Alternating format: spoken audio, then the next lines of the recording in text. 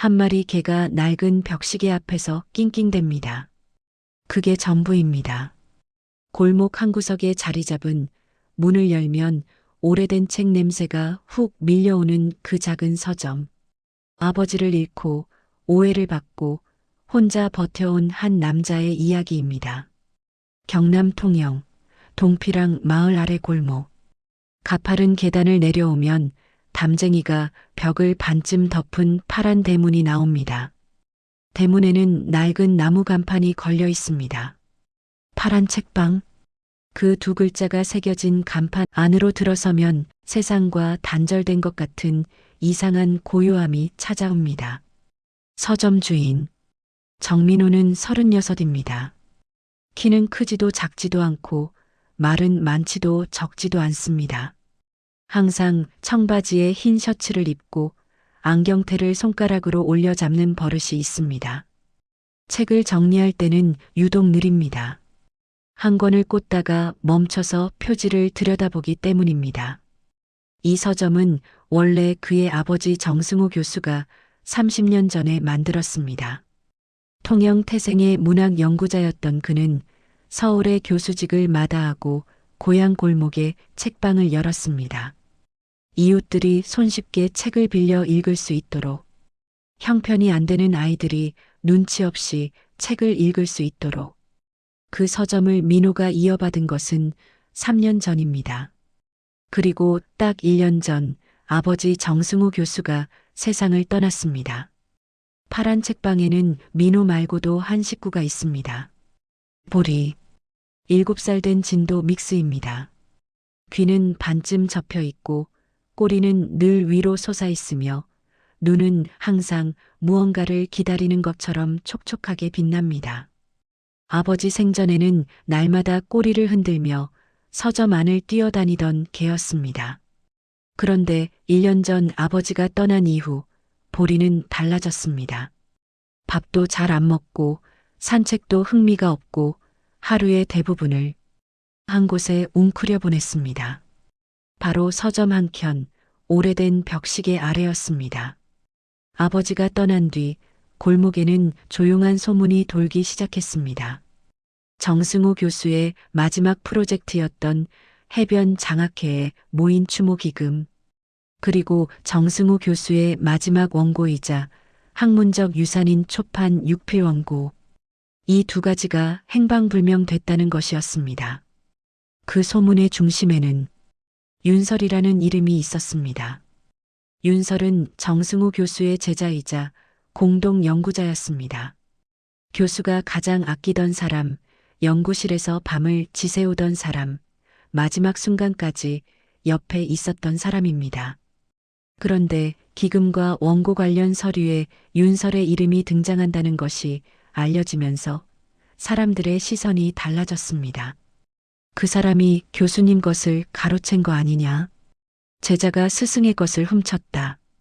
소문은 민호의 귀에도 닿았습니다. 그리고 그 소문은 민호의 마음 깊은 곳에 작은 불씨를 남겼습니다. 처음에는 반신반의했습니다. 윤설은 아버지를 진심으로 존경했던 사람입니다. 그럴 리 없다고 생각했습니다. 하지만 아무리 연락을 해도 윤설이 답이 없었습니다. 기금 명세서를 보여달라는 요청에도 묵묵부답이었습니다. 그 침묵이 민호의 의심을 키웠습니다. 민호에게는 두 사람이 있었습니다. 동생, 정수경과 연인 이태연. 수경은 도시계획가입니다.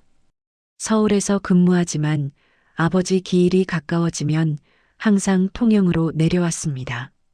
언니 오빠 없이 단둘이 자란 남매였기에 두 사람의 관계는 유독 단단했습니다. 그런 수경이 이번 일에서는 달랐습니다. 수경은 윤설을 옹호했습니다. 오빠, 윤설 씨가 그럴 사람이 아니잖아. 아버지가 얼마나 믿은 사람인데 제대로 확인도 하기 전에 몰아붙이면 안 돼. 민호는 답했습니다. 확인을 하고 싶어도 연락이 안 되잖아. 그게 더 의심스럽지 않아? 그 말 이후 둘 사이에 어색한 공기가 생겼습니다. 태연은 파란 책방 두 골목 위에서 작은 카페를 운영합니다. 통영 바다가 보이는 창가에 책 몇 권을 올려두고 민호가 고른 책들을 진열해주는 사람입니다. 민호와 태연은 아버지 생전부터 서로를 알았습니다. 아버지의 책방 단골이었던 태연은 민호가 서점을 이어받은 후 자연스럽게 가까워졌습니다. 그런 태연도 이번에는 조심스러웠습니다. 민호야, 나는 내가 결정하는 걸 지지해. 그런데 사람 관계는 한번 금가면 회복이 쉽지 않아. 확인되기 전까지는 조용히 있는 게 낫지 않을까? 민호는 그 말도 답하지 못했습니다. 모두가 조심스러웠고 모두가 자기 방식으로 민호를 걱정했지만 민호는 그 어느 말에서도 위로를 받지 못했습니다. 그렇게 아버지 일주기가 다가왔습니다. 파란 책방에서 열리는 추모 북토크. 아버지의 책을 함께 읽고 아버지의 이야기를 나누는 조용한 행사. 그리고 그날 모든 것이 바뀌었습니다. 아버지 일주기 북토크 준비는 민호 혼자서 했습니다. 책상을 서점 한가운데로 옮기고 아버지의 책들을 한 권씩 펼쳐 진열했습니다. 정승우 교수가 생전에 즐겨 피우던 달력 국화 한 송이를 꽃병에 꽂았습니다. 사진도 한 장 골랐습니다. 책상 앞에 앉아 웃고 있는 아버지. 배경에는 파란 책방 책장이 가득 보이는 사진. 그 사진을 액자에 넣으면서 민호는 잠시 멈췄습니다. 손가락 끝에 힘이 들어갔습니다. 1년이 지났는데도 사진 속 아버지가 여전히 낯설었습니다. 아니, 낯선 게 아니었습니다. 너무 익숙한데 더 이상 실제하지 않는다는 것이 이상했습니다. 오후 2시 사람들이 하나둘 모이기 시작했습니다. 아버지의 오랜 독자들, 인근 학교 선생님들, 동네 주민들, 그리고 아버지의 글을 읽고 통영까지 내려온 사람들. 서점은 금방 가득 찼습니다. 수경도 왔습니다. 민호와 눈이 마주쳤지만 둘 다 크게 웃지 못했습니다. 태연도 옆 카페를 잠깐 닦고 왔습니다. 민호의 팔을 살짝 잡아줬습니다. 말은 없었습니다. 그것으로 충분했습니다. 윤설은 오지 않았습니다. 민호는 자리에 앉아 준비한 메모를 폈습니다. 아버지의 연구가 어떤 의미였는지, 파란 책방이 왜 시작됐는지, 이 골목에서 어떤 이야기들이 나왔는지, 말을 시작하려던 순간이었습니다. 보리가 짖었습니다. 낮고 짧고 그러나 분명한 소리로 주위를 두리번거리던 보리가 서점 오른쪽 구석으로 천천히 걸어갔습니다. 그곳에는 낡은 벽시계가 있었습니다. 정승우 교수가 서점을 열 때부터 걸려있던 시계입니다. 지름 30cm의 동그란 나무 시계. 침은 2시 47분에 멈춰 있었습니다. 왜 멈춰 있는지 아무도 몰랐습니다. 그냥 언제부턴가 멈춰 있었고 아버지는 고치지 않았습니다. 민호도 그것을 그대로 뒀습니다. 보리는 시계 바로 밑에 앉았습니다. 그리고 시계를 받치고 있는 낡은 나무 받침대를 발톱으로 긁기 시작했습니다. 긁고 낑낑거리고 다시 긁고 자리에 앉아있던 사람들이 웅성거렸습니다. 저게 왜 저래요? 아, 귀엽다. 뭔가 발견한 거 아니에요? 민호는 메모를 덮고 일어났습니다. 보리 옆에 무릎을 꿇고 앉았습니다. 보리는 민호를 잠깐 쳐다보더니 다시 받침대를 긁었습니다. 거기야. 거기 있어. 마치 그렇게 말하는 것 같았습니다. 민호는 손을 뻗어 벽시계를 들어 올렸습니다. 시계는 생각보다 가벼웠습니다. 그리고 시계를 들어 올리자 그 아래 받침대에 있던 바닥판 하나가 뒤틀리며 위로 들렸습니다. 툭! 짧은 소리와 함께 작은 공간이 열렸습니다. 서점 안이 순식간에 고요해졌습니다. 민호는 손을 그 안으로 넣었습니다. 손끝에 차가운 금속이 닿았습니다. 꺼내보니 녹슨 열쇠 하나였습니다. 그리고 그 아래 작은 쪽지 한 장. 민호는 쪽지를 펼쳤습니다. 글씨는 아버지 것이었습니다. 흘림체로 눌러 쓴 익숙한 글씨. 남항 3-12, 1년 뒤. 그게 전부였습니다. 5글자와 숫자 하나, 그리고 쉼표 하나. 민호는 그 쪽지를 쥐고 한동안 움직이지 않았습니다. 보리는 민호의 손등을 핥았습니다. 그것이 신호였습니다. 수경이 일어나 민호 옆에 왔습니다. 쪽지를 보더니 잠시 입술을 깨물었습니다. 남항, 통영 남항 창고 쪽 아니에요? 태연이 휴대폰을 꺼냈습니다. 3-12, 보관함 번호 같은데. 통영 남항 쪽에 오래된 사물함 창고 있어. 항구 쪽 낡은 건물들 그쪽이야. 민호는 그 두 사람을 번갈아 봤습니다. 무슨 말을 해야 할지 몰랐습니다. 아버지가 이걸 숨겨둔 것입니다. 그것도 1년 뒤를 위해서. 왜였을까? 무엇이 들어있는 걸까? 수경이 먼저 말했습니다. 오빠, 가보자. 민호는 천천히 고개를 끄덕였습니다. 자리에 있던 참석객들에게 양해를 구했습니다. 북토크는 잠시 중단되었습니다. 대부분의 손님들은 조용히 기다리겠다고 했습니다. 몇 명은 함께 가도 되냐고 물었습니다. 민호는 괜찮다고 했습니다. 세 사람은 파란 책방을 나섰습니다. 보리가 뒤를 따라왔습니다. 목줄 없이도 딱 붙어서. 통영 남항은 고기잡이 배들이 드나드는 오래된 항구입니다. 관광객들이 몰리는 동피랑이나 서피랑 쪽과는 달리 남항 일대는 낡고 조용합니다. 소금기 머금은 바람이 늘 불고 창고들이 줄지어 서 있으며 평일 낮에는 사람이 별로 없습니다.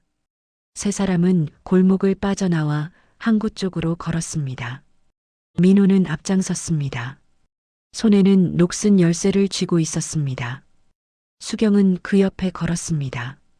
몇 번이나 말을 꺼내려다 멈췄습니다. 태연은 살짝 뒤에서 걸었습니다. 보리가 민호의 발 옆을 지켰습니다. 걷는 동안 민호는 생각했습니다. 아버지가 왜 이것을 1년 후로 설정했을까? 미리 알려줄 수도 있었을 텐데. 편지를 남길 수도 있었을 텐데. 왜 굳이 시계 아래에 숨겨뒀을까? 왜 보리가 하필 오늘 그 자리에서 짖었을까? 그 중에서 마지막 질문이 가장 이상하면서도 가장 위로가 됐습니다. 보리는 1년 동안 그 자리에 앉아 있었습니다. 먹지도 않고 뛰지도 않고 하루의 대부분을 그 벽시계 아래에서 보냈습니다. 민호는 그것이 슬픔인 줄 알았습니다. 아버지를 그리워하는 게 슬픔이라고 생각했습니다. 하지만 어쩌면 그것은 기다림이었을지도 모릅니다. 1년이 되는 날을 기다리는 것이었을지도, 아버지가 보리에게 무언가를 가르쳐 준 것인지도. 그런 생각을 하다 보니 눈앞이 흐려졌습니다. 민호는 고개를 숙이고 걸음을 빨리 했습니다. 남항 3번 창고구역. 낡은 컨테이너 박스들이 줄지어 있는 곳 뒤편으로 예전 어부들이 쓰던 개인 보관함들이 늘어서 있었습니다. 녹이 슬고 페인트가 벗겨진 채로 수십 개의 보관함이 나란히 서 있었습니다. 3-12. 민호는 번호를 확인했습니다. 세 번째 줄 12번째 보관함. 앞에 서자 손이 떨렸습니다. 열쇠를 자물쇠에 넣었습니다. 녹 때문인지 처음에는 잘 돌아가지 않았습니다. 수경이 옆에서 숨을 참는 것이 느껴졌습니다. 태연이 살짝 민호의 등에 손을 얹었습니다. 딸깍. 자물쇠가 열렸습니다. 민호는 천천히 보관함 문을 당겼습니다. 안에는 3가지가 있었습니다. 첫 번째, 흰 봉투에 담긴 손편지. 두 번째, 검은색 USB 하나. 세 번째, 클립으로 묶인 서류 뭉치. 서류를 펼쳐보니 장학금 명세서였습니다. 해변 장학회 기금의 입출금 내역, 수혜자 명단, 사용 내역이 깔끔하게 정리되어 있었습니다. 그 서류 위에는 이름 하나가 도장으로 찍혀 있었습니다. 윤설. 민호의 눈이 한 점에 멈췄습니다. 수경이 조용히 편지를 펼쳤습니다. 세 사람이 함께 읽었습니다. 민호에게 이걸 내가 읽고 있다면 아마 행사가 끝났거나 한창일 거다. 보리가 잘 알려줬으면 좋겠구나. 그 녀석은 내가 가르쳐줬거든. 딱 오늘 일주기 날에 짖으라고. 믿기 어렵겠지만 보리는 잘 배우는 개야. 몇 달을 연습했다. 쉽지 않았지만 그 방법밖에 없었다. 설이 이야기를 해야 한다. 아버지는 법적 분쟁 중에 있었어. 아마 내가 알고 있을 수도 있지만 자세한 내용은 숨겼을 게다. 걱정시키고 싶지 않아서. 아버지가 쓴 원고 중 일부를 두고 출판사와 오랜 저작권 분쟁이 있었다. 동시에 해변 장학회 기금을 놓고 법원에 가처분 신청이 들어와 있었어. 기금이 내 이름으로는 움직일 수 없는 상태였다. 그래서 설에게 맡겼다. 법적 절차가 완전히 마무리될 때까지 기금과 원고는 설의 이름으로 보관하는 것이 가장 안전하다는 변호사 조언이었어. 설은 거절했다. 처음에는 책임이 너무 크다고, 오해를 받을 수 있다고. 아버지가 설득했다. 1년만 버텨주면 된다고. 1년이 지나면 민호가 알게 될 거라고. 설은 아버지가 아는 가장 성실하고 조용한 사람이다. 그 아이가 빼돌렸다는 말이 들린다면 그건 사실이 아니야. 이 서류가 그 증거다. 설에게 미안하다고 전해주렴. 1년을 혼자 버텨준 것에 대해서 USB 안에는 영상이 하나 있다. 나머지 이야기는 거기서 하마. 아버지가 편지를 다 읽었을 때 세 사람은 아무 말도 하지 못했습니다. 수경이 먼저 입술을 떨었습니다. 태연이 눈을 감았습니다. 민호는 편지를 든 채로 하늘을 한번 올려봤습니다. 보리는 민호의 발 앞에 앉아 꼬리를 흔들었습니다. 아주 천천히 그러나 분명하게. 세 사람은 파란 책방으로 돌아왔습니다. 북토크 참석자들은 여전히 기다리고 있었습니다. 민호가 노트북을 꺼내 USB를 꽂았습니다. 폴더 안에 영상 파일이 하나 있었습니다. 파일명은 단순했습니다. 민호에게. 민호가 영상을 재생했습니다. 화면에 아버지 정승호 교수의 얼굴이 나타났습니다. 파란 책방 안 바로 이 서점 안에서 찍은 영상이었습니다. 배경에 책장이 보였습니다. 아버지는 익숙한 흰 셔츠를 입고 있었습니다. 표정은 편안했습니다. 민호야, 보고 있구나. 찾았구나. 잘했다. 보리도 잘했지? 작은 웃음이 화면을 통해 흘렀습니다. 서점 안의 공기가 흔들렸습니다. 두 명이 훌쩍였습니다. 참석자 중에서 아버지가 마지막으로 부탁하고 싶은 것이 있어. 설이를 잘 부탁해. 그 아이는 자기 공을 드러내는 법을 몰라. 그냥 묵묵히 하고 묵묵히 버티는 사람이야. 그래서 오해를 받아도 반박을 못해. 그 아이 덕분에 장학금이 단 한 푼도 새지 않고 여기까지 왔어. 원고도 안전해. 민호야, 수경아. 설에게 고맙다고 해줘. 아버지 대신. 그리고 파란 책방. 아버지가 처음 이 서점을 만들 때 딱 하나만 바랐어. 이 골목 아이들이 돈 걱정 없이 책을 읽을 수 있게. 해변 장학회가 그 꿈의 연장이야. 이제 내가 이어가줘. 내가 충분히 할 수 있어. 마지막으로 하나. 보리밥 잘 줘라. 훈련시키느라 간식을 너무 많이 줬더니 좀 뚱뚱해졌을 거야. 서점 안에서 누군가 웃음을 터뜨렸습니다. 그 웃음이 물꼬가 되어 여기저기서 웃음이 흘러나왔습니다. 그러다 그 웃음이 울음으로 바뀌는 곳도 있었습니다. 민호는 화면 앞에서 입술을 꾹 깨물었습니다. 옆에서 수경이 민호의 손을 잡았습니다.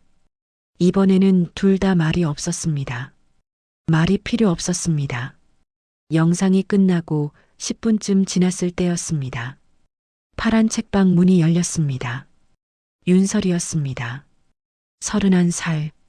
키가 작고 단발머리에 남색 코트를 입고 있었습니다. 서점 안으로 들어서다가 사람들과 눈이 마주쳤습니다.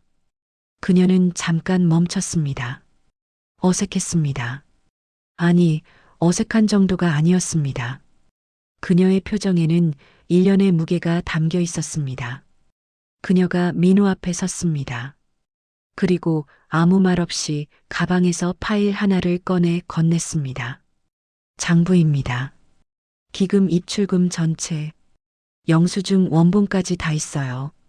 민호는 그것을 받아들었습니다. 그리고 잠시 후 말했습니다. 알고 있어요. 방금 아버지 영상 봤어요. 편지도 읽었고요. 윤설의 눈이 흔들렸습니다. 그녀는 입술을 꾹 닫았습니다. 그러더니 아주 작은 소리로 말했습니다. 교수님이 그렇게 준비해 두셨군요. 그 말이 전부였습니다. 민호가 먼저 손을 내밀었습니다. 오해했어요. 미안합니다. 그리고 고마워요. 1년 동안 윤설이 그 손을 잡았습니다.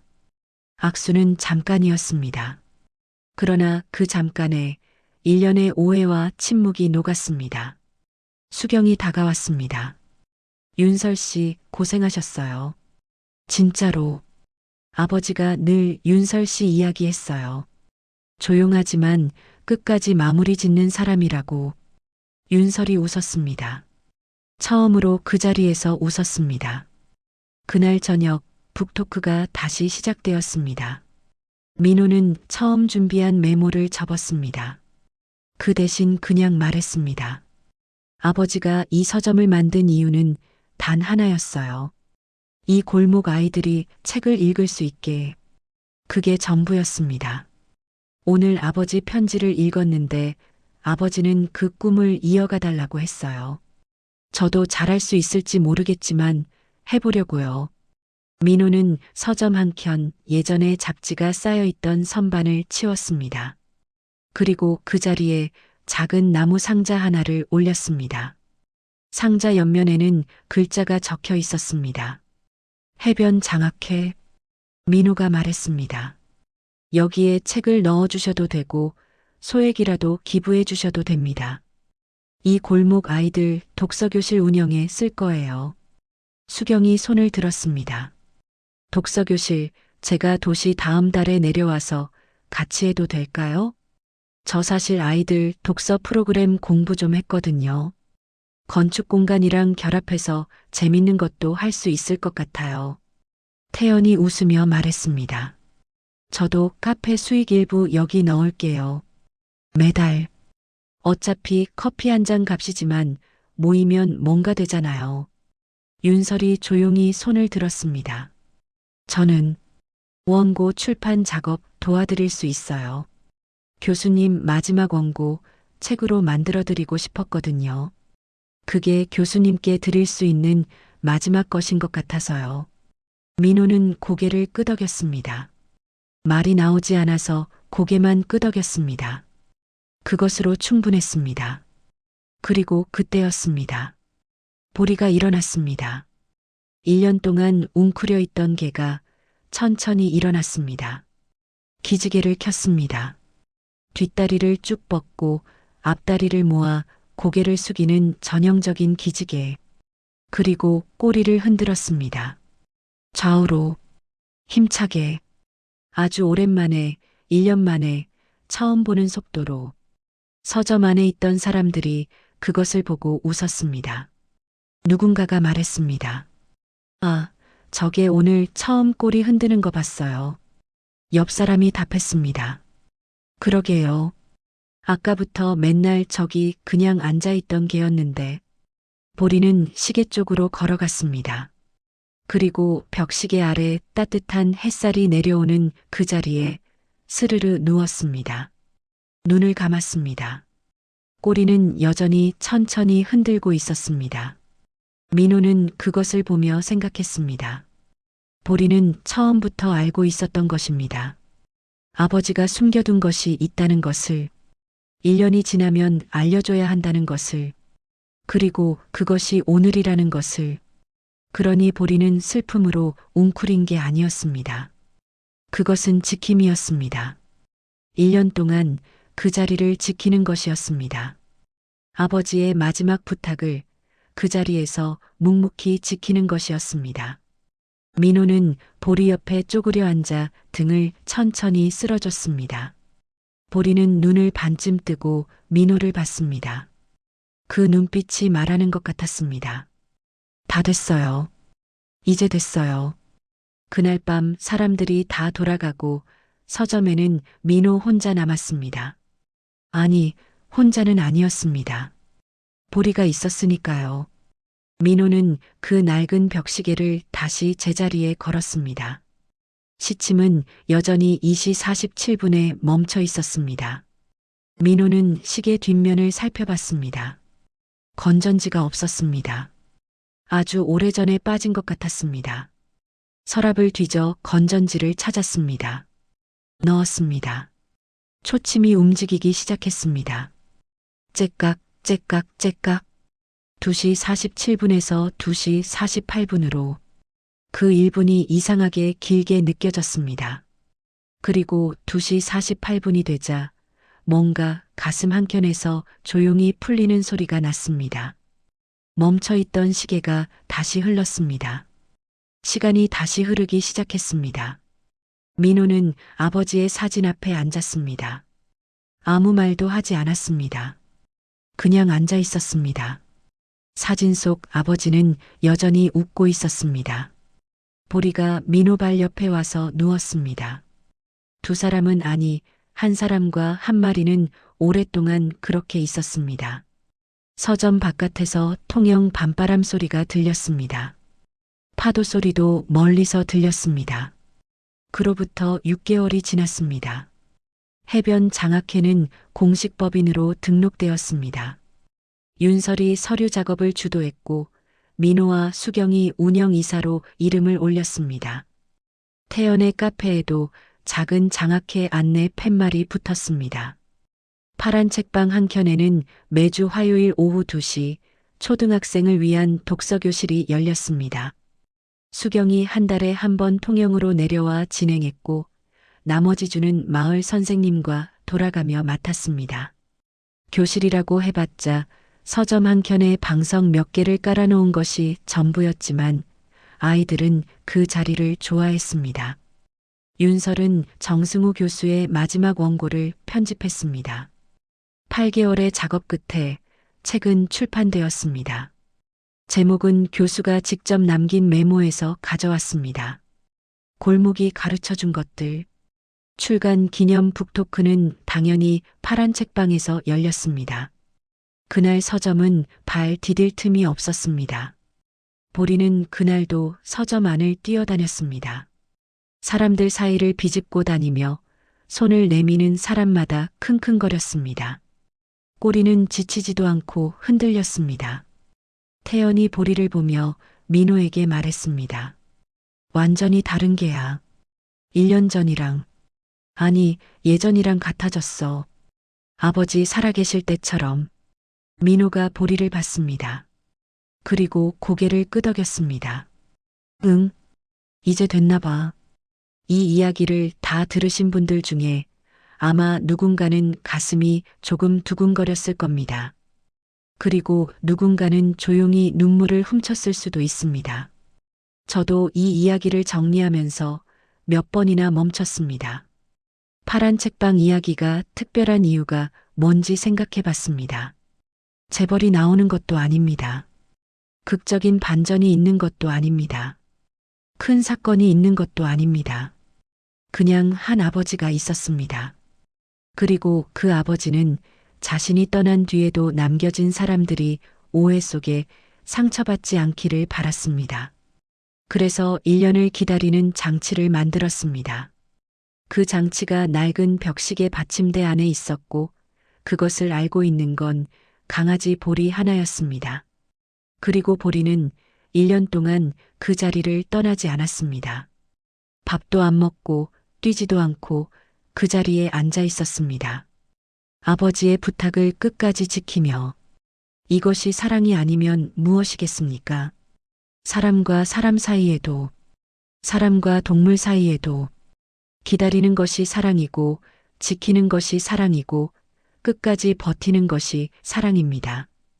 윤설의 이야기도 빼놓을 수 없습니다. 그녀는 1년 동안 오해를 받았습니다. 자신을 믿어달라고 말할 수도 있었을 텐데, 증거를 내밀 수도 있었을 텐데, 그녀는 그냥 참았습니다. 교수의 부탁이었기 때문입니다. 1년만 버텨줘라는 그 말을 믿었기 때문입니다. 그 신뢰를 지켜낸 것이 결국 파란 책방의 기반이 되었습니다. 그리고 민호. 그는 1년을 혼자 버텼습니다. 아버지를 잃고 오해를 품고 균열이 생긴 관계들 속에서 그래도 서점을 열었습니다. 책을 팔았습니다. 보리에게 밥을 줬습니다. 그것이 그가 아버지에게 할 수 있는 것이었으니까요. 멈춘 줄 알았던 시계가 다시 흘렀습니다. 2시 47분에서 2시 48분으로 그 1분이 1년과 같았습니다. 그리고 이제 시간은 다시 따뜻하게 흐릅니다. 여러분, 오늘 이야기 어떠셨나요? 제가 이 이야기를 처음 접했을 때 가장 인상 깊었던 부분은 보리였습니다. 인간도 아닌 말도 못하는 강아지가 1년을 버텼다는 것. 아버지가 오늘 지절하라고 가르쳐 줬다는 것. 그리고 그것을 보리가 기억했다는 것. 이 작은 사실 하나가 어쩐지 저에게는 오래 남았습니다.